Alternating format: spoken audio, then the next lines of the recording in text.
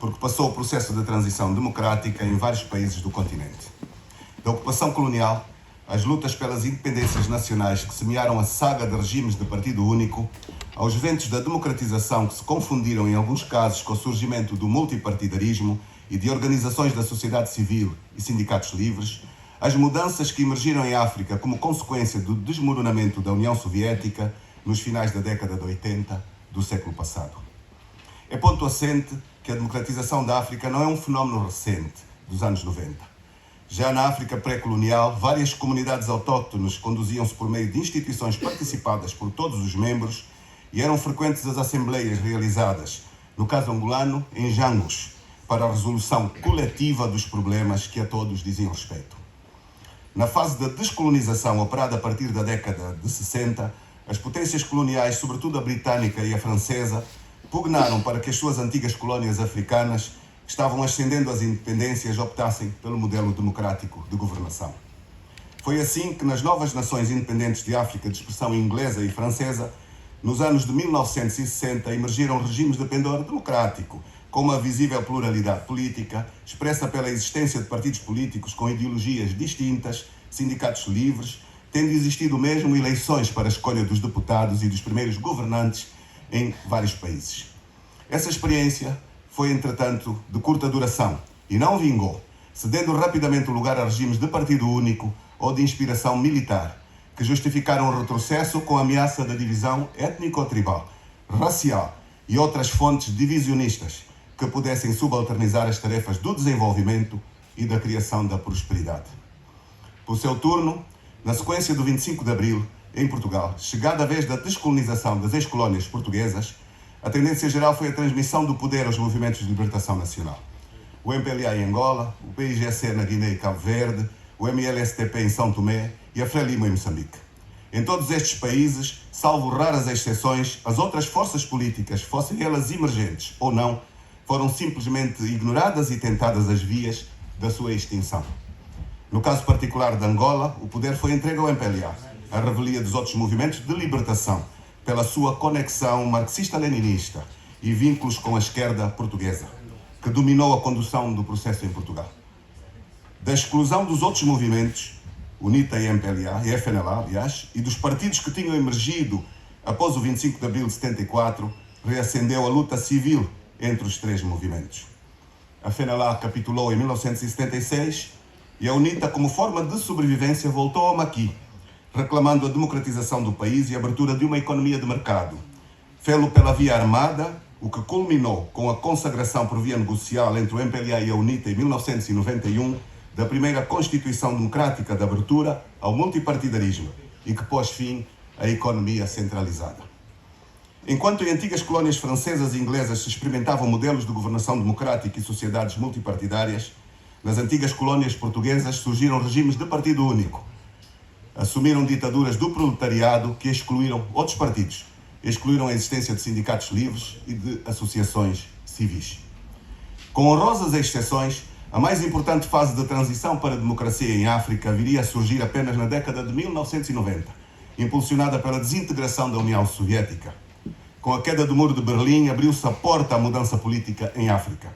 Os países ocidentais, principais doadores das economias africanas, encontraram-se pela primeira vez em posição de impor um novo condicionalismo político, estabelecendo uma relação estreita entre a ajuda económica e a abertura ao multipartidarismo, à economia de mercado, ao respeito pelos direitos humanos e a critérios transparentes da gestão dos recursos públicos.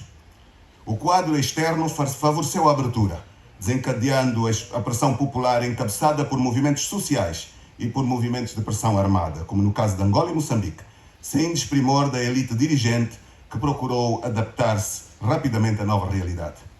Partidos emergentes ganharam eleições no Benin, em Cabo Verde, na Zâmbia, no Malawi, em São Tomé e Príncipe, etc. Lá onde o poder assente num partido dominante que conseguiu manter a força, no caso de Angola, da Tunísia, Líbia, Egito, Moçambique, no Togo, Camarões, Guiné-Bissau, no Gabão, entre outros, o ritmo e a amplitude da mudança foram controlados. A década de 90 mostrou que em África foi possível um conjunto de países procederem à transição de um sistema político hegemónico para outro, mais plural, sem, na realidade, efetuarem quaisquer alterações concretas aos seus modelos ou às suas práticas de governação.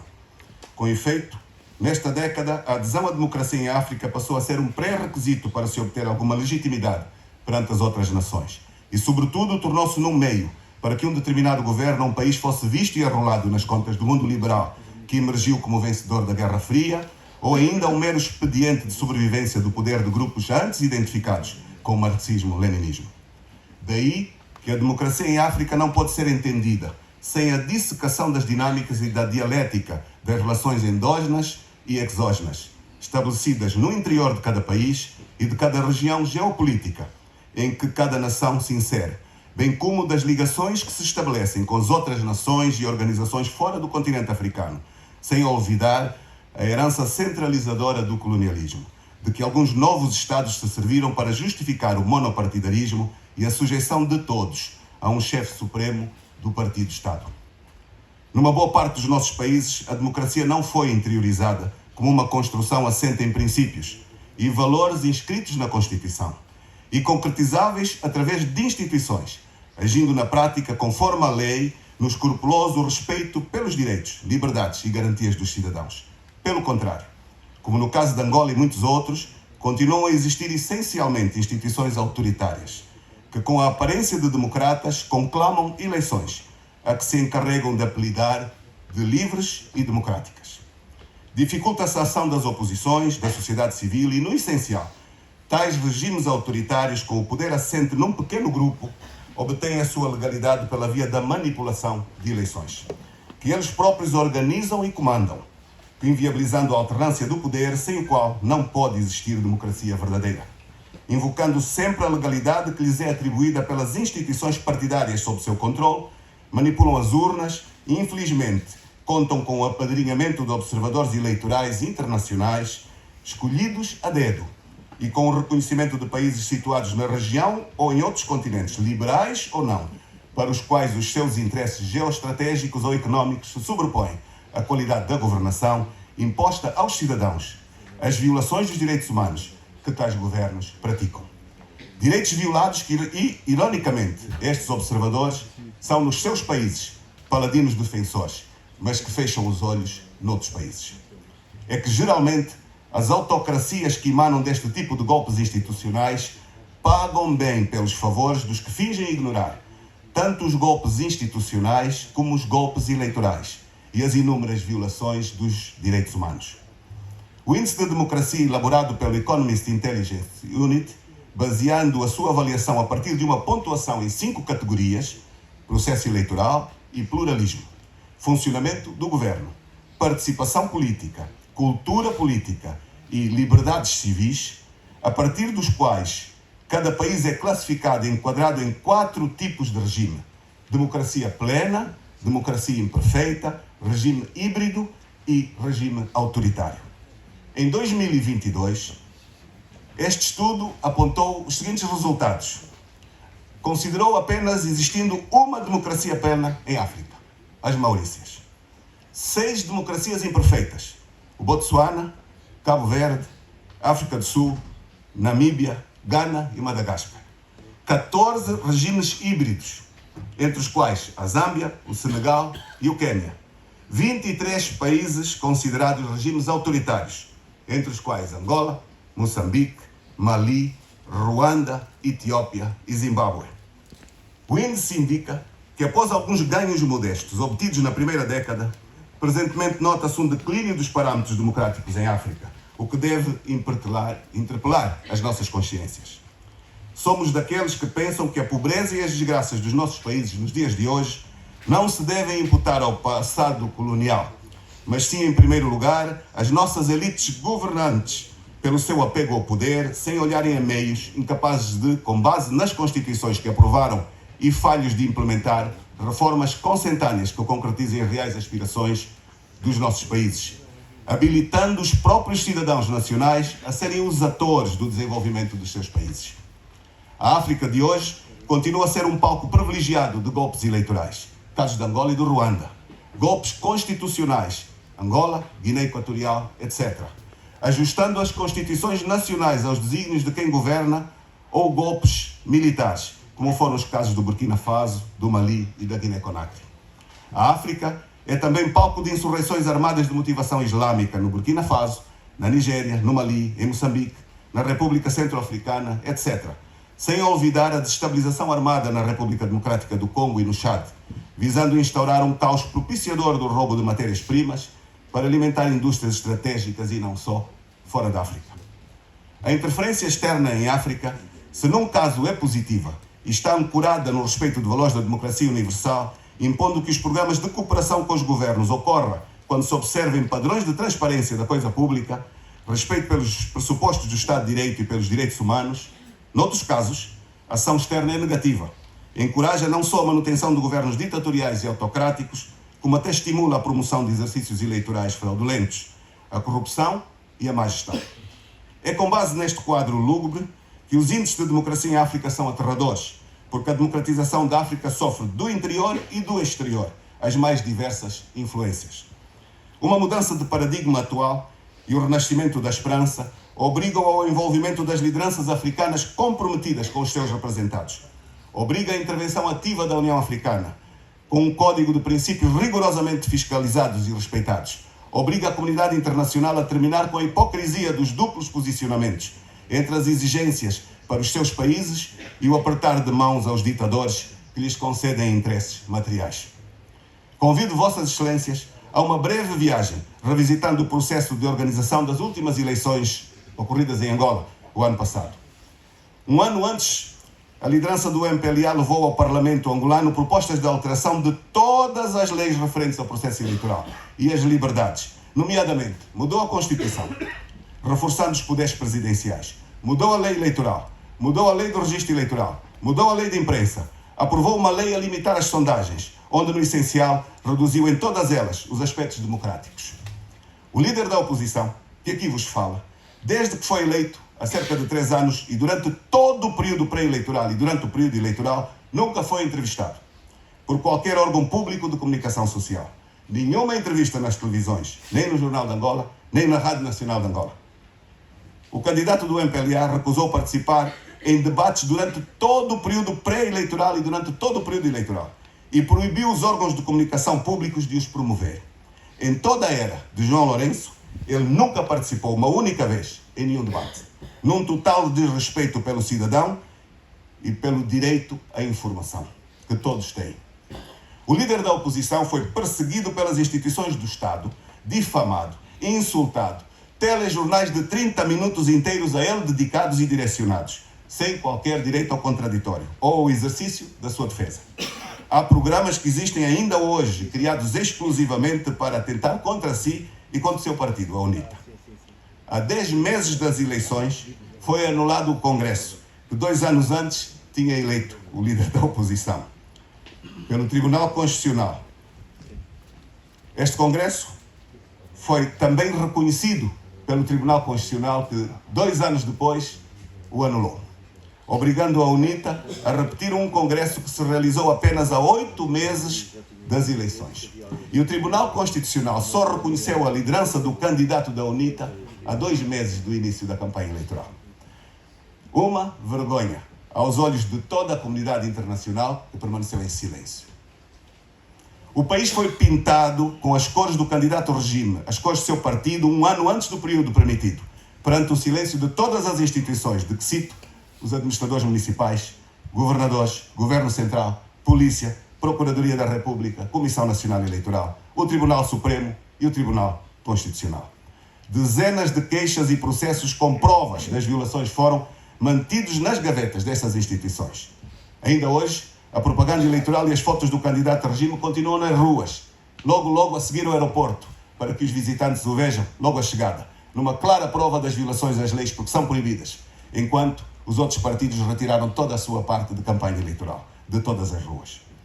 Todas as leis alteradas 1 ano antes foram todas elas violadas na sua implementação, de que destaco a não publicação das listas do registro eleitoral, a não realização da auditoria ao ficheiro de cidadãos maiores, a não publicação de cadernos eleitorais, a realização de eleições sem cadernos eleitorais, a não partilha da lista de nomes que estavam sobre a mesa com os partidos políticos que as exigiram, Quando solicitados, não foram entregues. Eram só pertença dos presidentes das mesas, que eram todos membros do partido no poder.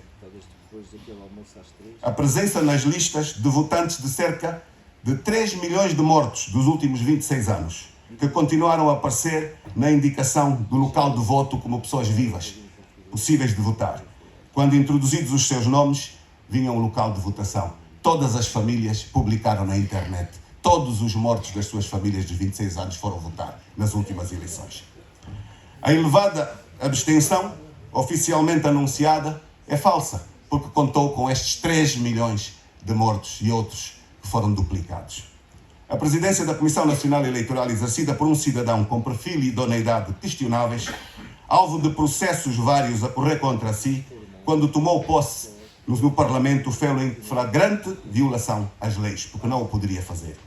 A grosseira e escandalosa ação de toda a comunicação social pública, dos serviços de inteligência, dos gabinetes de ação psicológica e de propaganda, ainda hoje vinculados à presidência, em ações que agridem a democracia e a pluralidade. A ação dos tribunais, todos alinhados aos interesses do regime, até hoje, cobardemente.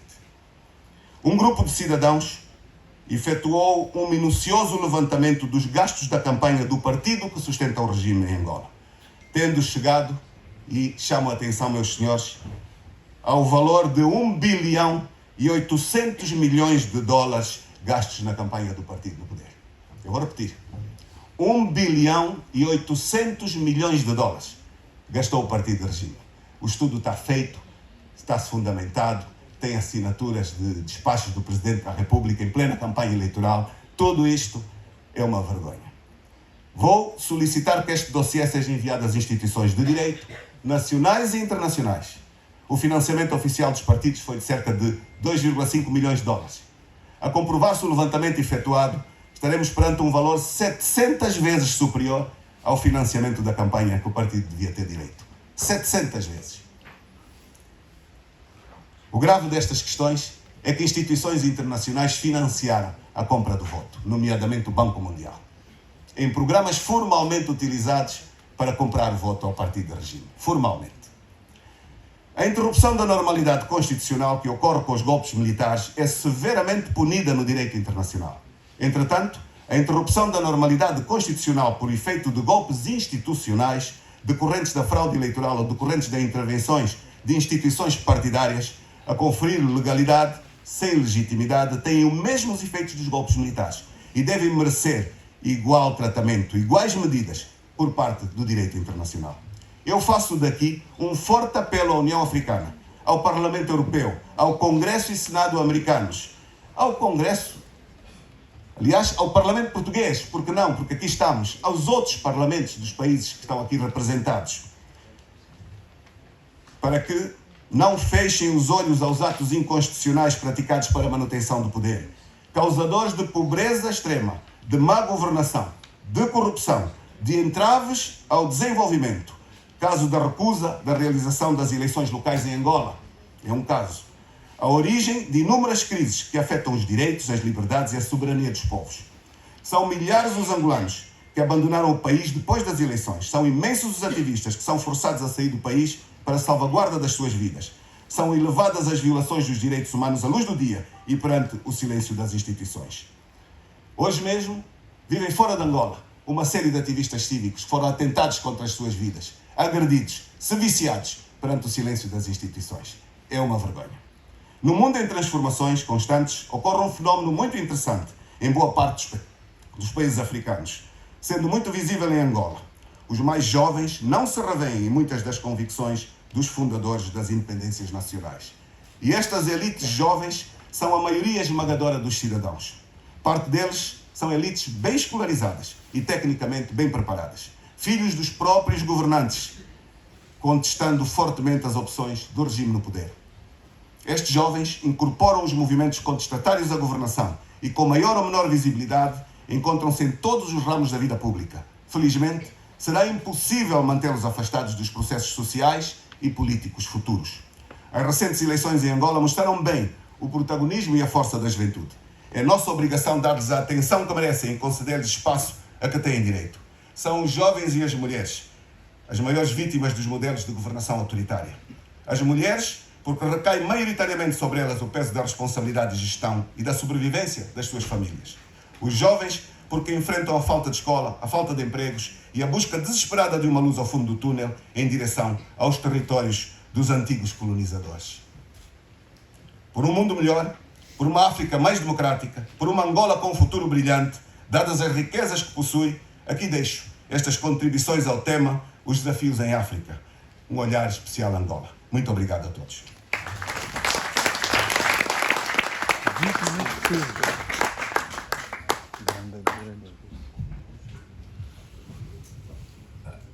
Iván es un especialista en la seguridad en África y va a dar una buena contribución